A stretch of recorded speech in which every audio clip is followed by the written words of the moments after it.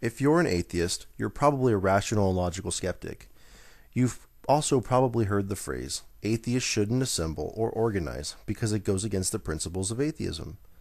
Maybe not this exact phrase, but probably something similar to the statement. The main idea that is asserted is that atheists shouldn't assemble. Well, if this is so, I have to ask a question. What are the principles of atheism?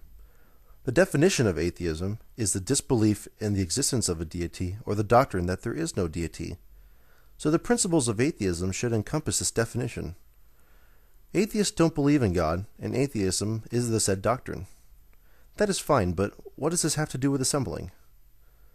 Professor Dawkins says organizing atheists has been compared to herding cats, because they tend to think independently and will not conform to authority. But in the same breath, Dawkins goes on to state that, but a good first step would be to build up a critical mass of those willing to come out, thereby encouraging others to do so. Even if they can't be herded, cats in sufficient numbers can make a lot of noise, and they cannot be ignored. I agree with Professor Dawkins. A critical mass of those willing to assemble is necessary. It's understandable to see why certain atheists are worried about organizing. They probably feel that organizations cannot function efficiently, and ultimately the organization will fall to a figurehead's greed, or it won't fit with their exact ideals. We see this all the time in other organizations, so naturally one would project this onto a group of atheists. But I think there's a misperception here that needs to be addressed. The issue is one of cynicism and not skepticism. Humans by nature could be considered corrupt. However, this doesn't address why atheists shouldn't assemble. Atheists don't believe in God. Atheists are not against organizing. That is not in the definition of atheism. And there are a handful of atheists that have gone to extreme rationality and have led many of us to believe that organized religion, the organized part, is why religion is a farce. I have heard this from many so-called atheists, and I don't think this is right. It's wrong. Organized religion is a farce because it's an organization of people who have deluded themselves with the beliefs of the supernatural. The organization's figurehead, a priest or a pastor, understands the power that he or she has over this organization of mindless drones and tends to abuse it. We have misled ourselves into believing that we cannot assemble because we are comparing our hypothetical organization to a religious organization.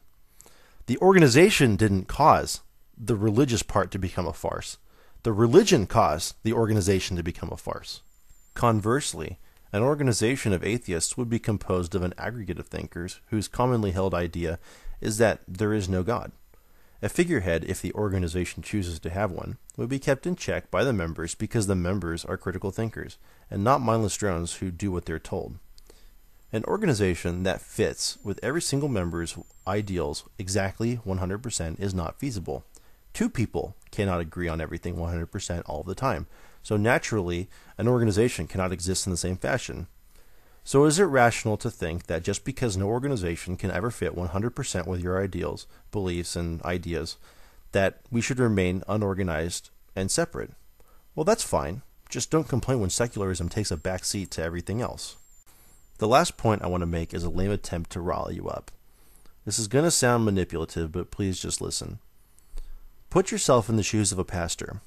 Would you, as a pastor, want a cohort of people that you see threatening to your organization, political ideals, and way of life to organize?